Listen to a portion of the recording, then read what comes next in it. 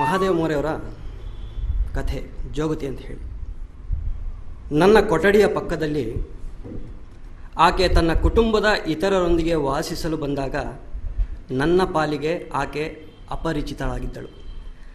ವಾಸ್ತವಿಕವಾಗಿ ನಾನು ವಾಸಿಸುತ್ತಿದ್ದ ಆ ಕಟ್ಟಡದಲ್ಲಿ 8ರಿಂದ 10 ಕುಟುಂಬದವರಿದ್ದರು. ನಾನು ಆ ಕುಟುಂಬದವರೊಂದಿಗೆ ವಿಶೇಷವಾದ ಸಂಪರ್ಕವನ್ನೇನೂ ಇರಿಸಿಕೊಂಡಿರಲಿಲ್ಲ. ನಾನಾಯಿತು, ನನ್ನ ಕಾಲೇಜಿನ ವ್ಯಾಸಂಗವಾಯಿತು.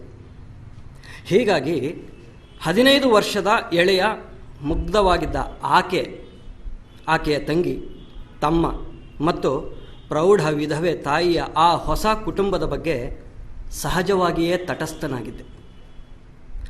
ಆದರೊಂದು ದಿನ ಆಕೆ ನನ್ನ ಕೋಣೆಗೆ ಬಂದಳು. ಆಕಸ್ಮಿಕ. ನಾನು ಓದುತ್ತಿದ್ದ ಬೇಸರದ ಪುಸ್ತಕದ ಓದು ಅರ್ಧಕ್ಕೆ ನಿಂತು ಆಶ್ಚರ್ಯದಿಂದ ಕಣ್ಣರಳಿಸಿದೆ. ತಟಕ್ಕನೆ ಸಾವರಿಸಿಕೊಂಡು ಸರಿಯಾಗಿ ಕುಳಿತೆ. ಇಂದು ನಮ್ಮಲ್ಲಿ ಯಲ್ಲಮ್ಮ ಪೂಜೆ ಊಟ ಇದೆ. ನಮ್ಮವ್ವ ನಿಮ್ಮನ್ನು ಊಟಕ್ಕೆ ಮಧ್ಯಾಹ್ನ ಕರೆದಿದ್ದಾಳೆ. ತನ್ನ ಅರಳಿದ ಬಾದಾಮಿ ಕಣ್ಣನ್ನು ಕ್ಷಣಕಾಲ ನನ್ನ ಮೇಲೆ ಸ್ಥಿರಗೊಳಿಸಿ ಆಕೆ ನುಡಿದಳು. ಯಲ್ಲಮ್ಮ ಅಲ್ಲಿ ಮತ್ತು ಇಲ್ಲಿ ನೈವೇದ್ಯ ಮತ್ತು ಪೂಜೆ ಈ ಬೆಳಗಾವಿಯಲ್ಲಿ? ಹೌದು, ಇಲ್ಲಿ ಮಾಡಿದ್ರೂ ನಡೀತದೆ. ಅಂದರೆ ನೀವು ಯಲ್ಲಮ್ಮನ ಭಕ್ತರಿರಬೇಕು ಹಾಗಾದರೆ? ಹೌದು, ನನ್ನವ್ವನಿಗೆ ಯಲ್ಲಮ್ಮನ ಮೇಲೆ ತುಂಬ ಭಕ್ತಿ. ಆಕೆಯ ಹರಕೆಯಿಂದಲೇ ನಾನು ಹುಟ್ಟಿದೆ. ಓಹೋ, ಹೌದು, ಹಾಗಾದರೆ ಬರ್ತೀರಲ್ಲ, ತಪ್ಪಿಸಬಾರದು.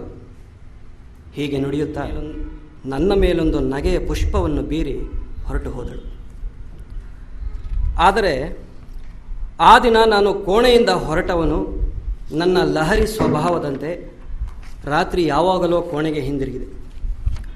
ಆಕೆಯ ಕೋಣೆಯ ಮುಂದಿದ್ದ ಮಂಟಪವನ್ನು ಕಂಡು ಮತ್ತು ಒಳಗೆ ಪ್ರಾರಂಭಿಸಲ್ಪಟ್ಟ ಜೋಗತಿಯರ ಹಾಡು ಕೇಳಿ ಆಕೆಯ ಆಮಂತ್ರಣದ ನೆನಪಾಯಿತು. ಆದರೆ ಈಗಾಗಲೇ ಸಮಯ ಮೀರಿತ್ತು. ಅಷ್ಟಲ್ಲದೆ ಹೊರಗಿನಿಂದ ಬರುವ ಮುನ್ನ ನಾನು ಉಂಡು ಬಂದಿದ್ದೆ. ಹೀಗಾಗಿ ನಾನು ಬಂದವನೇ ಮಂಚದ ಮೇಲೆ ಉರುಳಿದೆ. ನಾನು ಕೋಣೆಯಲ್ಲಿರುವುದನ್ನು ಕಂಡು ಆಕೆ ಮರುದಿನ 4 ಗಂಟೆಗೆ ಪುನಃ ಬಂದಳು. ಬಿರಬಿರನೆ ಅರಳಿದ ಬಾದಾಮಿ ಕಂಗಳು ನನ್ನನ್ನು ಅವಲೋಕಿಸಿದವು.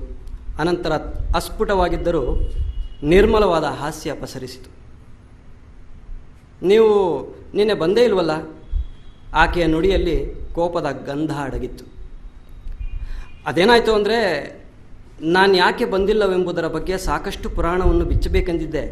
ಅದನ್ನು ಅರ್ಧಕ್ಕೆ ತಡೆದು ಆಕೆ, ಇದೇನೋ ಸರಿಯಲ್ಲ, ನಾವು ದೊಡ್ಡ ಮನಸ್ಸಿನಿಂದ ಕರೆದರೂ ಕೂಡ ಬರಲಿಲ್ಲ ಅಂದರೆ ಏನು ಎನ್ನುವುದು ಕೂಡ ನನಗೇ ಸರಿಯಾಗಿ ತಿಳಿದಿಲ್ಲ ಎಂದ ಮೇಲೆ ಅದನ್ನು ಹೇಳುವುದಾದರೂ ಹೇಗೆ? ಹೀಗಾಗಿ ಸುಮ್ಮನೆ ಕುಳಿತೆ. ಇಂದು ರಾತ್ರಿಯ ಊಟಕ್ಕೆ ಖಾನಾವಳಿಗೆ ಹೋಗಬಾರ್ದು. ಮೊದಲೇ ಹೇಳ್ತೀನಿ, ಆದೇಶ ಕೊಡುವ ಸ್ವರದಲ್ಲಿ ನುಡಿದಳಾಕೆ. ನನಗೆ ಆಕೆ ಏನೋ ಸಂಬಂಧ ಇದೆ ಅನ್ನೋ ಹಾಗೆ. ಸರಿ, ತಲೆಯನ್ನು ಅಲುಗಿಸುತ್ತಾ ನಾನು ಆಕೆಯ ಅಧಿಕಾರವನ್ನು ಒಪ್ಪಿಕೊಂಡೆ. ಕೇವಲ ಸರಿ ಎಂದರೆ ನಡೆಯಲಿಕ್ಕಿಲ್ಲ, ಮುದ್ದಾಂ ಬರಲೇಬೇಕು. ಆಕೆ ಎಂಥ ಆವೇಶದಿಂದ ಹೇಳಿದಳೆಂದರೆ ಅದರಿಂದ ನನಗೆ ನಗು ಬಂತು. ಸರಿ ಅಜ್ಜಮ್ಮ, ಬರ್ತೇನೆ, ಈಗಲಾದರೂ ಸಮಾಧಾನವಾಯ್ತಲ್ಲ. ಆಕೆಗೆ ಸಮಾಧಾನವಾಗಿ ಹೊರಟು ಹೋದಳು.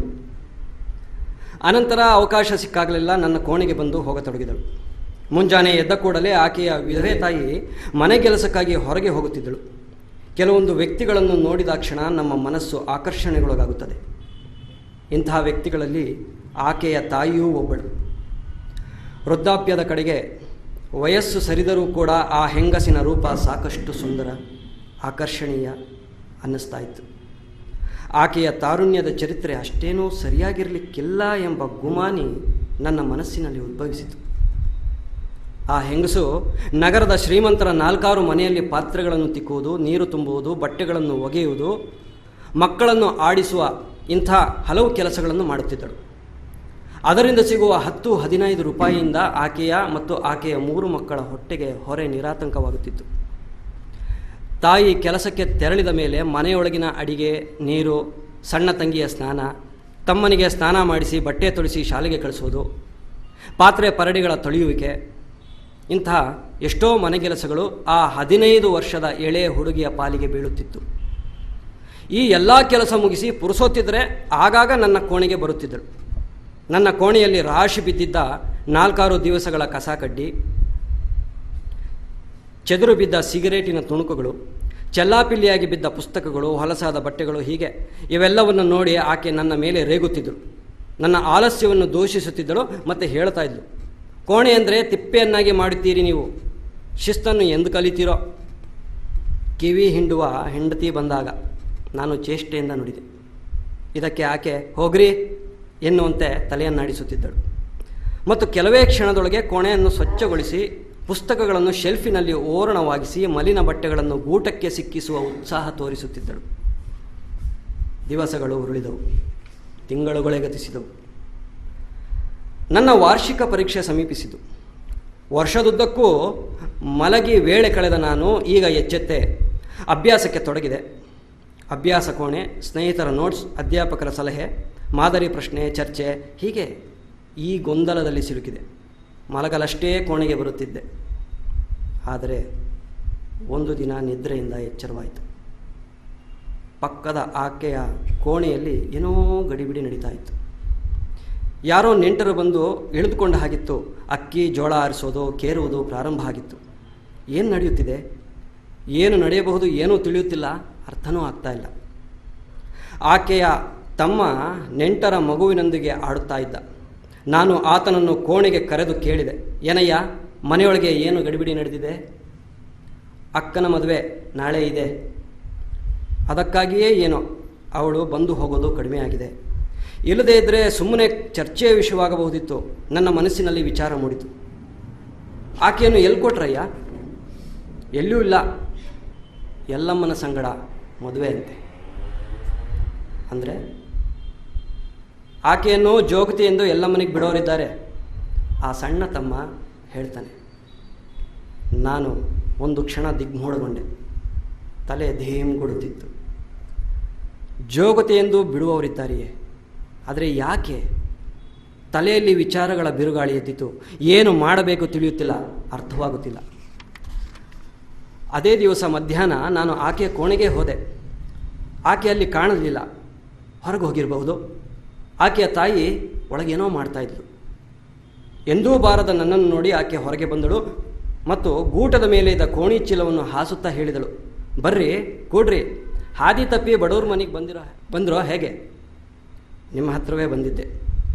ಆಕೆ ಹಾಸಿದ ಚೀಲದ ಮೇಲೆ ಕೂಡಿರುತ್ತಾ ನಾನು ನುಡಿದೆ, ನನ್ನ ಹತ್ರ? ಹೌದು. ಈಗ ಮನಸ್ಸಿನಲ್ಲಿರೋ ಎಲ್ಲವನ್ನೂ ಕೇಳಿಬಿಡಬೇಕೆಂದು ನಿಶ್ಚಯಿಸಿ ನುಡಿದೆ. ಏನು ನಡೆಸಿದ್ದೀರಿ ನೀವು? ಅಂದರೆ ನನ್ನ ಮಾತಿನ ಅರ್ಥವಾಗದೆ ಆಕೆ ಹೇಳಿದ್ಲು. ಅಂದರೆ ಇದೆಲ್ಲ ಏನು, ಈ ಎಲ್ಲ ಸಿದ್ಧತೆ? ತಾಯಿ ಹೇಳ್ತಾಳೆ, ಹುಡುಗಿನ ಜೋಗ್ತಿ ಬಿಡುವವರಿದ್ದೇವೆ.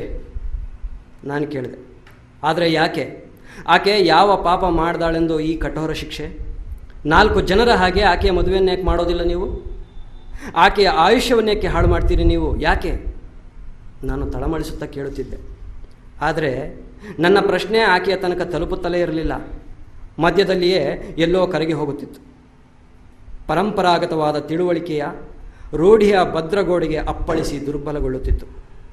ಯಾವುದೇ ಹುಡುಗಿಯನ್ನು ಜೋಗತಿಯಾಗಿ ಪರಿವರ್ತಿಸುವುದು ಎಷ್ಟು ಭಯಂಕರ! ಅದರಿಂದ ಆ ಹುಡುಗಿಯ ಬದುಕು ಹೇಗೆ ಸರ್ವನಾಶಗೊಳ್ಳುತ್ತದೆ, ಹೇಗೆ ಮುರುಟಿ ಹೋಗುತ್ತದೆಂಬುದನ್ನು ನಾನು ವಿವರಿಸ್ತಾ ಇದ್ದೆ. ಆದರೆ ಆಕೆಗೆ ಒಪ್ಪಿಗೆ ಆಗುತ್ತಿರಲಿಲ್ಲ.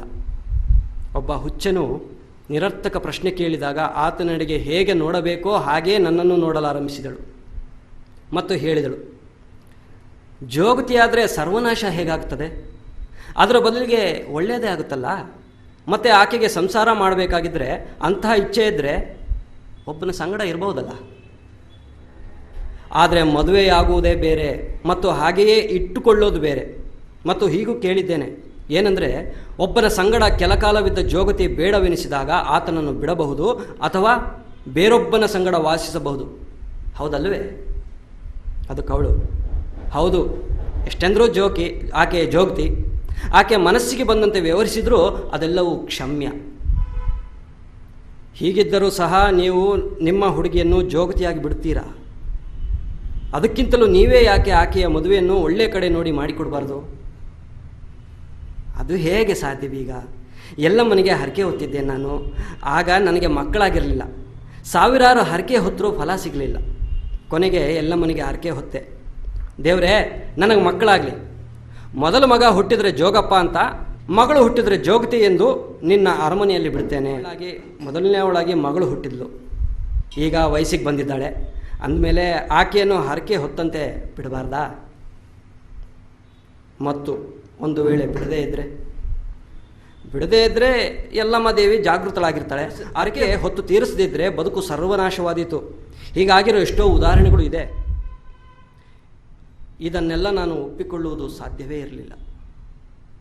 ದೈವ ಹೀಗೆ ಸ್ತ್ರೀ ಪುರುಷರನ್ನು ವಿಚಿತ್ರ ರೀತಿಯಿಂದ ಬಲಿ ತೆಗೆದುಕೊಳ್ಳಲು ಉತ್ಸಾಹ ತಾಳುತ್ತಿದೆ ಎಂದರೆ, ಅವರ ಆಯುಷ್ಯವನ್ನು ಹಾಳುಗೆಡವಿ ಅವರನ್ನು ಮನುಷ್ಯರಿಂದ ಬೇರ್ಪಡಿಸುವುದೇ ಅದರ ಪದ್ಧತಿ ಎಂದಾದರೆ, ಇದೆಲ್ಲ ನನ್ನ ಸುಶಿಕ್ಷಿತ ಮನಕ್ಕೆ ಒಪ್ಪಿಗೆಯಾಗುವುದು ಸಾಧ್ಯವೇ ಇರಲಿಲ್ಲ. ಇದೆಲ್ಲ ಆಕೆಯ ಭಕ್ತರು ನಡೆಸಿದ ಆಟ. ಪುರುಷನೂ ಸಹ ಜನ್ಮದುದ್ದಕ್ಕೂ ಸೀರೆ ಕುಬ್ಬಸ ತೊಟ್ಟು ಜೋಗಪ್ಪನಾಗಿ ಹೆಂಗಸಿನಂತೆ ಇರಬೇಕಾಗುತ್ತಿತ್ತು. ಸ್ತ್ರೀಯೂ ಸಹ ಉಳಿದ ಹೆಂಗಸರಿಗೆ ಸಿಗುವ ಸಾಂಸಾರಿಕ ಸೌಲಭ್ಯದಿಂದ ವಂಚಿತಳಾಗುತ್ತಿದ್ದಳು. ಮದುವೆ ಮಾಡಿಕೊಂಡು 4 ಜನರಂತೆ ಸುಖದ ಸಂಸಾರ ನಡೆಸುವ ಹಾಗಿಲ್ಲ, ಗರತಿಯಾಗಿ ಬದುಕುವ ಹಾಗೂ ಇಲ್ಲ. ಅನಂತರ ಶಾರೀರಿಕ ಹಸಿವನ್ನು ಹಿಂಗಿಸಿಕೊಳ್ಳುವುದಕ್ಕಾಗಿ ಏನಾದರೂ ಸೌಲಭ್ಯವನ್ನು ಮಾಡಿಕೊಳ್ಳಬೇಕಾಗುತ್ತದೆ. ಪ್ರತಿ ಮಂಗಳವಾರ ಪ್ರತಿಯೊಂದು ಮನೆಯ ಮುಂದೆ ನಿಂತು ಅಕ್ಕವ್ವ ಜೋಗವ್ವ ಎಂದು ಹೇಳುತ್ತಾ ಸಂಸಾರ ಸಾಗಿಸಬೇಕಾಗುತ್ತೆ. ಛೆ, ಇದೆಲ್ಲ ಎಷ್ಟು ಭಯಾನಕರಿ, ಎಂಥ ಭಯಂಕರ ಮತ್ತು ವಿಚಿತ್ರ. ಆದರೆ ಇದೆಲ್ಲವನ್ನು ಆಕೆಗೆ ತಿಳಿಸೋದಾದರೂ ಹೇಗೆ? ಮತ್ತು ತಿಳಿಸಿದರೂ ಏನು ಪ್ರಯೋಜನ? ಅದು ಆಕೆಗೆ ಒಪ್ಪಿಗೆ ಆದರೂ ಆಗಬೇಕಲ್ಲ. ನಾನು ಹತಾಶನಾಗಿ ನಿರಾಶೆಗೊಂಡು ಮರಳಿದೆ. ಮರುದಿನ ಇಡೀ ಕುಟುಂಬ ಯಲ್ಲಮ್ಮನಿಗೆ ಹೋಗುವವರಿದ್ದರು. ಏಕೆಂದರೆ ಜೋಗತಿ ಎಂದು ಬಿಡುವ ಕಾಲಕ್ಕೆ ಮಾಡಬೇಕಾದ ಸರ್ವವಿಧಿಯನ್ನು ಅಲ್ಲಿಯೇ ಮಾಡಬೇಕೆಂದು ನಿರ್ಧರಿಸಿದ್ದರು. ಆದರೆ ನನಗನ್ನಿಸುತ್ತಿತ್ತು, ನಾಳೆ ಬೆಳಗ್ಗಿನ ಕೆಲವೇ ಗಂಟೆಗಳೊಳಗೆ ಏನಾದರೂ ಸಂಭವಿಸಬಹುದು, ಏನಾದರೂ ಜರುಗಬಹುದು. ಕೊನೆಯ ಪಕ್ಷ ಆಕೆ ಇದೆಲ್ಲವನ್ನು ಮೌನವಾಗಿ ಸಹಿಸಲಿಕ್ಕಿಲ್ಲ, ವಿರೋಧಿಸಬಹುದು, ಆಕ್ರಂದನ ಮಾಡಬಹುದು, ಪ್ರತಿಭಟಿಸಬಹುದು, ಏನಾದರೂ ಮಾಡಿ ಇದರಿಂದ ಬಿಡುಗಡೆ ಪಡೆಯಬಹುದು ಅಂತ. ಏನಾದರೂ ಚಮತ್ಕಾರ ನಡೆದು ಈ ಪ್ರಸಂಗ ತಪ್ಪಬೇಕು. ಮೊದಲಿನಂತೆ ಒಳ್ಳೆಯದಾಗಬೇಕು. ಯಾವುದಾದ್ರೂ ಒಂದು ಒಳ್ಳೆಯ ಮನೆಗೆ ವಧುವಾಗಿ ಆಕೆ ಹೋಗಬೇಕು ಎಂದು ಹಲವಾರು ಸಲ ಅನಿಸ್ತು. ಇದೆಲ್ಲವನ್ನು ಒದ್ದು ತಾಯಿ ತಂಗಿ ತಮ್ಮಂದಿರ ಪಾಶವನ್ನು ಪಟಪಟನ ಅರಿದೊಗೆದು ಆಕೆ ಎಲ್ಲಾದರೂ ಹೊರಟು ಹೋಗಬಹುದೆಂಬ ವಿಚಿತ್ರ ಭಾವನೆಯೂ ಉದ್ಭವಿಸಿತು. ಇದು ಸಾಧ್ಯವಾಗದಿದ್ದರೆ ಈ ಎಲ್ಲ ಸಂಕಟದಿಂದ ಪಾರಾಗಲು ಆತ್ಮಹತ್ಯೆಯಾದರೂ ಮಾಡಿಕೊಳ್ಬಹುದಾಗಿತ್ತು. ಆದರೆ ಇದೊಂದೂ ನಡೆಯಲಿಲ್ಲ, ಏನೂ ಜರುಗಲಿಲ್ಲ. ಹುಡುಗಿಯ ಎಲುಬು ಮಾಂಸಗಳಲ್ಲಿ ಬೇರೂರಿದ ಪರಂಪರಾಗತ ಸಹಿಷ್ಣುತೆಯ ಕಾರಣದಿಂದ ಆಕೆ ಅದೆಲ್ಲವನ್ನು ಸ್ವತಃ ಸಹಿಸಿದಳು, ಜೀರ್ಣಿಸಿಕೊಂಡಳು ಮತ್ತು ಮೌನವಾಗಿ ಮರುದಿನ ಇತರರೊಂದಿಗೆ ಯಲ್ಲಮ್ಮನಿಗೆ ಹೋದಳು. ಮತ್ತು ನಾನು ತಳಮಳಿಸುತ್ತಾ ಕೂತೆ. ತಾರುಣ್ಯದ ಹೊಸ್ತಿಲಲ್ಲಿ ಆಗತಾನೆ ಪಾದಾರ್ಪಿಸಿದ ಓರ್ವ ಎಳೆಯ ಹುಡುಗಿಯ ಆಯುಷ್ಯ ಸರ್ವನಾಶವಾಗ್ತಾ ಇತ್ತು ಮತ್ತು ನಾನು ತಟಸ್ಥನಾಗಿದ್ದೆ. ಮತ್ತು ಇದೇ ನನ್ನನ್ನು ದುಃಖಕ್ಕೀಡು ಮಾಡುತ್ತಿತ್ತು. ಇನ್ನೊಂದೆರಡು ದಿನಗಳಲ್ಲಿ ಯಲ್ಲಮ್ಮನಿಗೆ ಹೋದವರು ಮರಳಬಹುದು. ಆ ಕಾಲಕ್ಕೆ ಯಾವುದು ಆಗಬಾರದೆಂದು ಬಯಸಿದ್ದೇನೋ ಅದು ಜರುಗಿ ಹೋಗಿರುತ್ತಿತ್ತು. ನನಗೆ ಖಾತ್ರಿ ಎನಿಸಿತ್ತು ಎಂದರೆ, ತನ್ನ ಮೇಲೆ ಕುಸಿದ ಈ ವಿಚಿತ್ರ ಆಪತ್ತಿನ ಬಗ್ಗೆ ಆಕೆ ಚಕಾರ ಎತ್ತುವುದಿಲ್ಲ, ತಕರಾರನ್ನು ಮಾಡುವುದಿಲ್ಲ. ನನ್ನ ಬದುಕು ಹೀಗೇ ಕಾಯಿತೆಂದು ಆಕೆಯ ಆ ಬಾದಾಮಿ ಕಂಗಳು ಪ್ರಶ್ನಿಸಿದರೆ, ನಾನು ಯಾರಿಗೆ ಕೆಟ್ಟದ್ದನ್ನು ಮಾಡಿದ್ದೇನೆ ಅಂತ, ಯಾವ ದೊಡ್ಡ ಪಾಪ ಮಾಡಿದ್ದೇನೆ ಅದಕ್ಕಾಗಿ ಇಂಥ ಶಿಕ್ಷೆ ಎಂದು ಕೇಳಿದರೆ ನನ್ನ ಬಳಿ ಯಾವ ಉತ್ತರ ಇತ್ತು? ಏನು ಮಾತಾಡಬಹುದಾಗಿತ್ತು ನಾನು? ಮತ್ತು ಯಾವ ಮುಖದಿಂದ, ಉಪದೇಶ ಮಾಡುವ ತಟಸ್ಥ ಆಲಿಪ್ತ ಭೂಮಿಕೆಯಿಂದ ಮತ್ತು ನನ್ನ ಆತ್ಮೀಯ 2 ಶಬ್ದಗಳಿಂದ ಆಕೆಯ ದುಃಖ ದೂರವಾಗಬಹುದಾಗಿತ್ತೆ?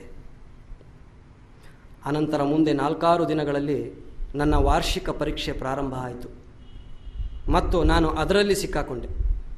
ಪರೀಕ್ಷೆ ಮುಗಿದಾಕ್ಷಣ ನಾನು ಆ ಕೋಣೆ ಬಿಟ್ಟು ನನ್ನ ಊರಿಗೆ ಮರಳಿದೆ. ನನ್ನ ಮಟ್ಟಿಗಂತೂ ಈ ಪ್ರಕರಣ ಮುಗಿಯಿತು ಎಂದು ಅನಿಸಿತು. ಬೇಸಿಗೆ ರಜೆ ಮುಗಿಯಿತು. ಮುಂದಿನ ತರಗತಿಯ ಸೇರ್ಪಡೆಗಾಗಿ ನಾನು ಬೆಳಗಾವಿಗೆ ಹೊರಟು ಬಂದೆ. ಬೇರೆಡೆ ಕೋಣೆಯನ್ನು ಹಿಡಿದೆ. ದಿನಗಳು ಉರುಳತೊಡಗಿದವು. ನನ್ನ ಕಾಲೇಜಿನ ಬದುಕು ಸರಳ ರೇಖೆಯಲ್ಲಿ ಶಾಂತ ರೀತಿಯಲ್ಲಿ ಸಾಗತೊಡಗಿತು. ಒಮ್ಮೆ ಆಕೆ ಆಕಸ್ಮಿಕವಾಗಿ ನೋಡಲು ಸಿಕ್ಕಾಗ ಆಕೆಯ ಸ್ಮೃತಿ ಮತ್ತೆ ತಾಜಾಗೊಂಡಿತು. ಬೇಸಿಗೆಯ ರಜೆಯಲ್ಲಿ ನಾನು ಆಕೆಯನ್ನು ಸಂಪೂರ್ಣವಾಗಿ ಮರೆತಿದ್ದೆ. ಮಿಲಿಟರಿ ಮಹಾದೇವನ ಗುಡಿಯ ಕಡೆಗೆ ತಿರುಗಾಡಲು ಹೋದಾಗ ಪಕ್ಕದಲ್ಲಿದ್ದ ಮೀನು ಮಾರುಕಟ್ಟೆಯ ಬಳಿ ಕಾಣಿಸಿದ್ದಳು. ಆಕೆಯಲ್ಲಿ ಸಾಕಷ್ಟು ಬದಲಾವಣೆಯಾಗಿತ್ತು. ದೇಹ ಅರಳಿತ್ತು, ಆದರೆ ಚಹರೆ ಸಂಕುಚಿತಗೊಂಡಿತ್ತು. ತಾಂಬೂಲದಿಂದ ತುಟಿಗೆ ರಂಗೇರಿತ್ತು. ಕಣ್ಣು ಕಾಡಿಗೆ ಮಯವಾಗಿತ್ತು. ಸಾದಾ ವಾಯಿಲ್ ಸೀರೆಯನ್ನು ಹುಟ್ಟಿದ್ದಳು. ಬಾಜಾರ್ ಬಸವಿಯಂತೆ ಆಕೆ ಹೀಗೆ ವಯ್ಯಾರ ಮಾಡುತ್ತಾ ಹೋಗ್ತಿರುವುದು ನನಗೆ ಸರಿ ಅನ್ನಿಸ್ಲಿಲ್ಲ. ಮೊನ್ನೆಯ ಹುಡುಗಿ ಹೀಗೆ ವೇಷ ತೊಟ್ಟು ಅಲಿದಾಡುವುದು ಮನಸ್ಸಿಗೆ ಹಿಡಿಸಲಿಲ್ಲ. ಆದರೆ ಇದು ಸತ್ಯವಾಗಿತ್ತು, ಕಠೋರ ಸತ್ಯವಾಗಿತ್ತು. ಆದ್ದರಿಂದ ಈ ವಾಸ್ತವಿಕತೆಯನ್ನು ಒಪ್ಪಿಕೊಳ್ಳಲೇಬೇಕಾಗಿತ್ತು. ಆಕೆ ನನ್ನನ್ನು ನೋಡಿದಳೋ ಇಲ್ಲವೋ ಯಾರಿಗೆ ಗೊತ್ತು, ಆದರೆ ನಾನು ಮಾತ್ರ ನೋಡಿಯೋ ನೋಡದವನಂತೆ ವರ್ತಿಸಿದೆ. ಆನಂತರ ಮತ್ತಷ್ಟು ದಿನಗಳು ಉರುಳಿದವು. ಮತ್ತೊಂದು ದಿನ ಚರ್ಚ್ ರೋಡಿನಿಂದ ನಡೆದು ಬರುತ್ತಿದ್ದಾಗ ಆಕೆ ಕಾಣಿಸಿದಳು. ನಾನು ನನ್ನಷ್ಟಕ್ಕೇ ನಾಚಿದೆ. ನಾನೇ ಆಕೆಯನ್ನು ಜೋಗತಿಯನ್ನಾಗಿಸಿ ಬೇರೊಂದು ಜಗತ್ತಿಗೆ ತಳ್ಳಿದಂತೆ ನನಗನಿಸಿತು. ನಾನು ತಲೆ ಕೆಳಗೆ ಹಾಕಿ ನಡೆಯತೊಡಗಿದೆ. ಏನ್ರಿ, ಗುರ್ತೇನಾದರೂ ಇದೆಯಾ? ನಾನು ಸಮೀಪಿಸಿದ ಕೂಡಲೇ ಬಾಯಿ ತುಂಬ ನಕ್ಕು ಆಕೆ ಕೇಳಿದಳು. ಇಲ್ಲದೆ ಏನು? ನಾನು ಆಕೆಯತ್ತ ನೋಡುತ್ತಾ ಉತ್ತರಿಸಿದೆ. ಹಿಂದಿನಂತೆ ನನ್ನ ಸುಶಿಕ್ಷಿತ ಮನಸ್ಸು ಒಪ್ಪದ ವೇಷ ತೊಟ್ಟಿದ್ದಳು. ವೈಯಾರಿ ಹಾವಭಾವದ ಪ್ರದರ್ಶನ, ನನ್ನ ಆಸಕ್ತಿಯ ಪ್ರಶ್ನೆ ಉದ್ಭವಿಸುವುದಾದರೂ ಎಲ್ಲೇ? ಆದರೂ ಮನುಷ್ಯರು ಗುರುತನ್ನು ಮರೆಯುತ್ತಾರೆ ಎಷ್ಟೋ ಸಲ, ಅವಳಂತಾಳೆ. ಅಂಥ ವ್ಯಕ್ತಿಗಳಲ್ಲೂ ನಾನೂ ಒಬ್ಬ ಎಂದು ಭಾವಿಸಿದೆಯಾ? ಹಾಗೇನಿಲ್ಲ. ಆದರೂ ಸಹಜವಾಗಿ ಕೇಳಿದೆ. ಸ್ವಲ್ಪ ಹೊತ್ತು ನಿಂತು ಮತ್ತೆ ಹೇಳಿದ್ಲು. ಈ ಕಡೆ ಎಲ್ಲಿಗೆ ಹೋಗ್ತಿದ್ದೀರಿ? ಒಬ್ಬ ಸ್ನೇಹಿತನ ಹತ್ರ ಹೋಗಿದ್ದೆ, ಸ್ವಲ್ಪ ಕೆಲಸ ಇತ್ತು. ಹೇಗೂ ಬಂದಿದ್ದೀರಿ, ನಡೀರಿ ಹೋಗೋಣ ಮನೆ ಕಡೆಗೆ. ನನ್ನ ದೃಷ್ಟಿಯ ಹಿಂದೆ ನಡೆದ ಆಕೆಯ ಜೀವನದ ಬಗ್ಗೆ ಕುತೂಹಲ ಮೂಡಿತು. ಹೀಗಾಗಿ ಆಕೆಯ ಆಮಂತ್ರಣವನ್ನು ಕೂಡಲೇ ಸ್ವೀಕರಿಸಿ, ಸರಿ ನಡಿ ಹೋಗೋಣ. 10-15 ನಿಮಿಷದಲ್ಲಿ ಕೋಣೆ ಬಂತು. ಈ ಹೊಸ ಕೋಣೆಯಲ್ಲಿ ಈಗ ಇರುತ್ತಿದ್ದಳು. ಕೀಲಿ ತೆಗೆಯುತ್ತಾ ಆಕೆ ನುಡಿದಳು, ಬರ್ರಿ ಒಳಗೆ ಬರ್ರಿ. ನಾನು ಒಳಗೆ ಪ್ರವೇಶಿಸಿದೆ. ಹೊರಗೆ ಒಂದು ದೊಡ್ಡ ಕೋಣೆ ಹಾಗೂ ಒಳಗೊಂದು ಸಣ್ಣದು. ಹೊರಗಿನ ಕೋಣೆಯಲ್ಲಿ ಒಂದು ಮಂಚ, ಎಡಕ್ಕೊಂದು ಮೂಲೆಯಲ್ಲಿ ಬಚ್ಚಲು, ನೀರಿನ ಹಂಡೆ, 2 ಕೊಡಗಳು, ಗೋಡೆಗೆ ತೂಗು ಹಾಕಲ್ಪಟ್ಟ ಬಟ್ಟೆಗಳು, ದೇವತೆಗಳ ಫೋಟೋಗಳು ಇದ್ದವು. ಹಾಗೂ ಯಲ್ಲಮ್ಮ ದೇವಿಯ ಅಲಂಕೃತ ಬುಟ್ಟಿಯೂ ಇತ್ತು. ಕೊಡ್ರಿ, ಹಾಂ, ಚಹಾಕ್ಕಾಗಿ ಹೆಸರಿಡ್ತೇನೆ, ಹೀಗೆ ನನಗೆ ಹೇಳಿ ಒಳಗಿನ ಕೋಣೆಯತ್ತ ನಡೆದಳು. ಆಕೆಗೆ ಕೇಳಿಸುವ ಹಾಗೆ ನಾನು ಕೇಳಿದೆ, ನಿಮ್ಮ ತಾಯಿಯಲ್ಲಿ ಕಾಣ್ತಾ ಇಲ್ವಲ್ಲ, ಸತ್ತಳು ತಿಂಗಳಿಂದೆ. ಆಕೆಯ ಸ್ವರ ಸ್ವಲ್ಪವೂ ಕಂಪಿಸಲಿಲ್ಲ. ತನಗೆ ಸಂಬಂಧವಿಲ್ಲದ ವಿಷಯ ಮಾತನಾಡುತ್ತಿದ್ದ ಹಾಗಿತ್ತು. ಹೇಗೆ? ನಾನು ಕೇಳಿದೆ. ಒಂದು ದಿವಸ ಪ್ರಜ್ಞೆ ತಪ್ಪಿ ಬಿದ್ದಳು, ಮತ್ತೆ ಮೇಲೆ ಹೇಳದೇ ಇಲ್ಲ. ಡಾಕ್ಟ್ರಿಂದಲೂ ಈ ಸಹ ಏನೂ ನಡೀಲೂ ಇಲ್ಲ. ಮತ್ತು ತಂಗಿ ಹಾಗೂ ತಮ್ಮಂದಿರಲ್ಲಿ? ತಂಗಿ ಮಾಮನ ಹತ್ರ ಇದ್ದಾಳೆ, ತಮ್ಮ ಹೋಟೆಲ್ನಲ್ಲಿ ದುಡಿತಾ ಇದ್ದಾನೆ. ಆಗಾಗ ಅಕ್ಕನ ಭೇಟಿಗೆ ಬರ್ತಾನೆ ಅಷ್ಟೆ. ಮತ್ತು ನೀನು ಏಕಾಕಿ ಹೇಗೆ ಜೀವನ ನಡೆಸ್ತಿದ್ದೀಯಾ? ನಾನು ಜೋಗ್ತಿಯಾಗಿದ್ದೇನೆ. ಸಿಕ್ಕ ಹಣದಿಂದ ಹೇಗೋ ಸಂಸಾರ ನಡೆಸ್ತಿದ್ದೇನೆ. ಅಪ್ರಿಯ ವಿಷಯ ಮುಕ್ತಾಯಗೊಳಿಸುವಂತೆ ಮಾತನ್ನು ತುಂಡರಿಸಿದರು. ಜೋಗತಿಯಾದ ನಂತರ ಒಬ್ಬ ಪುರುಷನನ್ನು ಪತಿ ಎಂದು ಭಾವಿಸಿ ಆತನೊಂದಿಗೆ ಜೀವಿಸುವುದು, ಈ ಸಂಬಂಧ ಕೊನೆಯವರೆಗೂ ಉಳಿಯಬಹುದು, ಇಲ್ಲವೇ ತಿಂಗಳೊಪ್ಪತ್ತಿನಲ್ಲಿ ತುಂಡರಿಸಲೂಬಹುದು. ಇಂಥ ಸಂಬಂಧದಿಂದ ಹುಟ್ಟಿದ ಮಕ್ಕಳ ಮದುವೆ ಇಂಥವರೊಂದಿಗೆ ಜರುಗುತ್ತದೆ. ಕತ್ತಲೆಯಾದ್ದರಿಂದ ಆಕೆ ದೀಪವನ್ನು ಹಚ್ಚಿದಳು. ಆಕೆ ಕೊಟ್ಟ ಚಹಾ ಕುಡಿಯುತ್ತಿದ್ದಾಗ ಆಕೆ ಗೋಡೆಗೆ ಆನಿಸಿ ಕೂತಿದ್ದಳು. ಅಷ್ಟರಲ್ಲಿ ಒಬ್ಬ ದಷ್ಟಪುಷ್ಟ ಹಾಗೂ ಕಟ್ಟುಮಸ್ತಾದ ವ್ಯಕ್ತಿ ತೂರಾಡುತ್ತಾ ಒಳಗೆ ಬಂದ. ಆತ ಬಟ್ಟೆ ಸೆರೆ ಸೇವಿಸಿ ಪವಿತ್ರನಾಗಿ ಬಂದಿದ್ದ. ಆ ಉಗ್ರ ವಾಸನೆ ಕೋಣೆ ತುಂಬ ಪಸರಿಸಿತು. ಆತನ ಕಣ್ಣು ನನ್ನ ಮೇಲೆ ಬಿದ್ದು ವಿಚಲಿತನಾದ. ಅಲ್ಲಿಂದಲೇ ಪೂತ್ಕರಿಸುತ್ತಾ ನುಡಿದ, ಯಾರ ನೀ? ಯಾರೋ? ಇಲ್ಲಿ ಯಾಕೆ ಬಂದಿ? ಮಾತನಾಡುವಾಗ ಬಾವಿಯಿಂದ ಉಗುಳು ಹೊರಬೀಳುತ್ತಿತ್ತು. ಆ ಹೊತ್ತಿಗೆ ನಾನು ಚಹಾ ಕುಡಿದ ಕಪ್ಪು ಬಸಿಯನ್ನು ಕೆಳಗಿಟ್ಟಿದ್ದೆ ಮತ್ತು ಆಕೆಯನ್ನು ತಟಸ್ಥವಾಗಿ ನೋಡುತ್ತಿದ್ದೆ. ಪರಿಚಿತರ ಸಮ್ಮುಖದಲ್ಲಿ ನಡೆದ ಅಪ್ರಿಯ ಘಟನೆಯಿಂದ ಆಗುವ ಗೊಂದಲ ಆಕೆಯ ಮುಖದಲ್ಲಿ ಗ್ರಹಿಸಬಹುದಾಗಿತ್ತು. ಈ ವಯ್ಯಾರಿ ಪ್ರಿಯಕರನೇನು ನೀ? ರಂಡೆ, ನನ್ನ ಹಿಂದೆ ಸೋಳಿತನ ಮಾಡೋಕ್ಕೂ ಕಲ್ತಿಯೇನೋ ಎಂದು ಬೈಯುತ್ತಾ ತೂರಾಡುತ್ತಾ ಆಕೆಯನ್ನು ಸಮೀಪಿಸಿ ಆಕೆಯ ಕೂದಲಿಡಿದು ಮೇಲಕ್ಕೆಬ್ಬಿಸಿ ರಪ್ಪನೆ ಬೆನ್ನಿಗಪ್ಪಳಿಸಿದ. ನನ್ನ ಹಿಂದೆ ಈ ದಂಧೇನೂ ನಡೆಸಿದ್ದೀಯೇನು ಎಂದು ನುಡಿದು ಮತ್ತೆ ಹೊಡೆಯಲಾರಂಭಿಸಿದ. ಆ ತಕ್ಷಣ ನಾನು ಮುಂದುವರೆದೆ ಮತ್ತು ಆಕೆಯನ್ನು ಹಿಡಿದ ಆತನನ್ನು ಎಳೆಯುತ್ತಾ ಹೇಳಿದೆ, ಹೊಡಿತೀಯ ಆಕೆಯನ್ನು? ಸುಳ್ಳು ಆರೋಪ ಹೊರಿಸ್ತೀಯೇನೋ? ನೀ ಯಾರ ಕೇಳಕ? ನನ್ನನ್ನು ಪಕ್ಕಕ್ಕೆ ದುಡುತ್ತಾ ಆತ ಹೇಳಿದ. ಕಂಠಪೂರ್ತಿ ಕುಡಿದಿದ್ದರಿಂದ ಆತನ ಬಾಹುಗಳಲ್ಲಿ ಬಲವಿರಲಿಲ್ಲ. ನನಗೇನೂ ಆಗದಿದ್ದರೂ ಕೂಡ ಆತ ಮತ್ತೆ ಆಕೆಯತ್ತ ಮುನ್ನುಗ್ಗಿದ. ಆಗ ನಾನೂ ಮುನ್ನುಗ್ಗಿ ಆತನನ್ನು ಬಲವಾಗಿ ಥಳಿಸಿದೆ. ನಿಲ್ಲಿಸಿದ ಮಂಡಕ್ಕಿ ಚೀಲ ರಪ್ಪನೆ ಕೆಳಗುರುಳುವಂತೆ ಆತ ಕುಸಿದ. ಅಷ್ಟೇ ವೇಗದಿಂದ ನಾನು ಆಕೆಯ ಕೋಣೆಯಿಂದ ಹೊರಬಿದ್ದೆ. ಆಕೆಯ ಆಳು, ಆತನ ಅವಾಚ್ಯ ಬೈಗುಳಗಳು ದೂರದವರೆಗೂ ಅಸ್ಪಷ್ಟವಾಗಿ ಕೇಳಿಸಿದವು. ಕೊನೆಗೆ ಅದೂ ಕೇಳಿಸಿದಾಯಿತು. ಆ ಘಟನೆಯ ನಂತರ ದಿನಗಳು, ತಿಂಗಳುಗಳು ಹೊರಳತೊಡಗಿದವು. ಆದರೆ ಆಕೆ ಮಾತ್ರ ಎಲ್ಲಿಯೂ ಕಾಣಿಸಲಿಲ್ಲ. ಮತ್ತು ನನಗೂ ಆಕೆಯನ್ನು ಭೇಟಿಯಾಗಬೇಕು, ಮಾತನಾಡಬೇಕೆಂಬ ಉತ್ಸಾಹವೂ ಉಳಿದಿರಲಿಲ್ಲ. ನನ್ನ ಶಿಕ್ಷಣ ಮುಗಿಯಿತು. ನಿರುದ್ಯೋಗದ ಒಂದು ವರ್ಷವೂ ಗತಿಸಿತು. ಅನಂತರ ನನಗೆ ಪ್ರಸಿದ್ಧ ಔಷಧಿ ಕಂಪನಿಯೊಂದರಲ್ಲಿ ಏಜೆಂಟನಾಗಿ ನೌಕರಿ ದೊರೆಯಿತು. ಅಂದಿನಿಂದ ಕಾಲಿಗೆ ಚಕ್ರ ಹತ್ತಿಕೊಂಡು ಊರೂರು ಅಲೆದಾಡಬೇಕಾಗುತ್ತಿತ್ತು ಮತ್ತು ತಾರುಣ್ಯದ ಜ್ವಲಿಸುವ ಭಾವನೆಗಳನ್ನು ಶಮನಗೊಳಿಸುವುದಕ್ಕಾಗಿ ಅನೇಕ ಮೆಟ್ಟಿಲುಗಳನ್ನು ಹತ್ತಬೇಕಾಗುತ್ತಿತ್ತು. ಅಂತಹ ಅನೇಕ ವರ್ಣರಂಜಿತ ಮತ್ತು ಹಣಕ್ಕಾಗಿ ಹಪಾಪಿಡುವ ದೇಹವನ್ನು ಸಮೀಪಿಸಬೇಕಾಗುತ್ತಿತ್ತು. ಅದರಂತೆ ಒಂದು ದಿನ ನಾನು ಆ ನಗರದೊಳಗೆ ಕಾಲಿಟ್ಟೆ. ಈ ನಗರಕ್ಕೆ ಏಜೆಂಟನಾಗಿ ಬಂದರೂ ಇನ್ನೂ ಹೊಸಪನಾಗಿದ್ದೆ.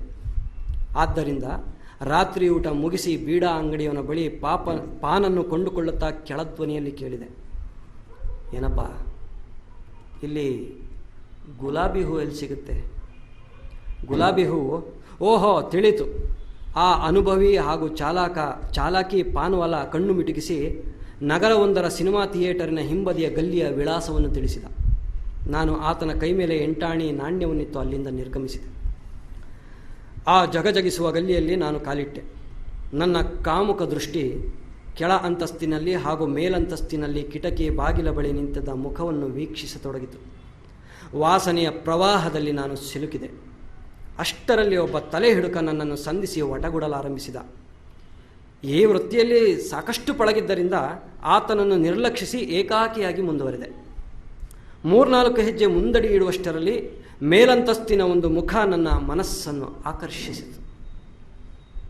ನಾನು ಆ ಕಟ್ಟಡದ ಮೆಟ್ಟಿಲನ್ನು ಏರುತ್ತಿದ್ದಂತೆ ಕೆಳ ಅಂತಸ್ತಿನ ಒಂದು ಕೋಣೆಯಲ್ಲಿ ಬಾಗಿಲಲ್ಲಿ ಓರ್ವ ಗಿರಾಕಿಯೊಂದಿಗೆ ವ್ಯಾಪಾರ ನಡೆಸುತ್ತಿದ್ದ ಒಂದು ಪರಿಚಿತ ಧ್ವನಿ ಕಿವಿಗೆ ಬಿತ್ತು. ಕೆಲ ಕ್ಷಣ ನಾನು ಅಲ್ಲಿಯೇ ನಿಂತೆ. ಕಿವಿ ನಿಮಿರಿತು. ಅರೆ, ಇದಂತೂ ಪರಿಚಿತ ಧ್ವನಿ ಅನ್ನಿಸ್ತಾ ಇದೆಯಲ್ಲ. ಜೋಗ್ತಿಯದೆ, ಆ ಹುಡುಗಿಯದೆ. ಹೌದೇ ಹೌದು.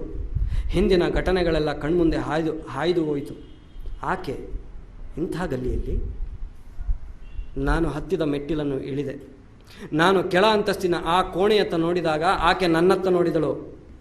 ಆಕೆ ಕಂಪಿಸಿದಳು, ದಿಗ್ಮೂಢಗೊಂಡಳು. ಆಕೆಯ ಮೊಗದ ಮೇಲಿಂದ ಅನೇಕ ಭಾವನೆಗಳು ಸರಿದು ಹೋದವು. ಆಕೆ ಹಿಂದಿರುಗಿದವಳೆ ಬಾಗಿಲು ಹಾಕಲು ಪ್ರಯತ್ನಿಸಿದಾಗ ನಾನು ಸರಕ್ಕನೆ ಅಷ್ಟೇ ರಭಸದಿಂದ ಬಾಗಿಲನ್ನು ದೂಡಿ ಒಳಗೆ ಪ್ರವೇಶಿಸಿದೆ. ಆಕೆ ನೆಲದ ಮೇಲೆ ಕುಸಿದಳು ಮತ್ತು ಬಿಕ್ಕಿ ಬಿಕ್ಕಿ ಅಳತೊಡಗಿದಳು. ಎಂತಹ ಬದಲಾವಣೆಯಾಗಿತ್ತು ಆಕೆಯಲ್ಲಿ!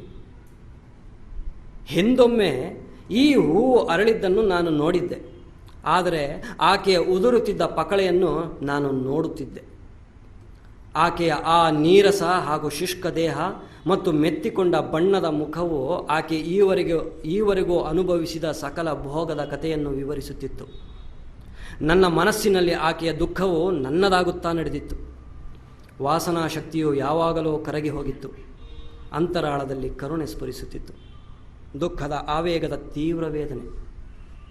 ನಾನು ಆಕೆಯನ್ನು ಸಮೀಪಿಸಿ ಎತ್ತಿ ಹಿಡಿದು ನುಡಿದೆ, ಹೇಳು, ಮೇಲೇಳು. ಮುಂದೇನು ಮಾತನಾಡಬೇಕೆಂಬುದು ನನಗೇ ಹೊಳೆಯದಾಯಿತು.